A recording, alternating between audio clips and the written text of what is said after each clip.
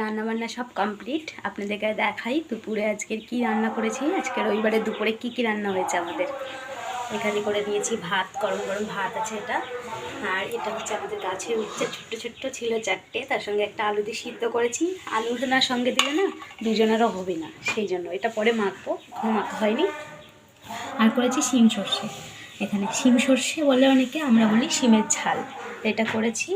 আর করে নিয়েছি এই যে গরম গরম ধোয়া ওটা মাংস, আজকে মুরগির মাংস করেছি। আর হচ্ছে করেছি এই যে চালতার টক করেছি, চালতার টক করে নিয়েছি। আর এখানে আছে স্যালাড, পেঁয়াজটা কাটিনি, পেঁয়াজ এই যে স্যালাড।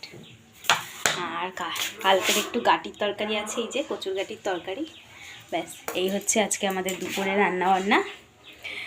তাড়াতাড়ি করে এখন খেয়ে নেবো, খেয়ে একটু রেস্ট করে নিয়ে বিকালে আমাদের খেলা আছে, আপনাদেরকে পরে আবার শেয়ার করব। মাঠে আজকে আমাদের খেলা আছে।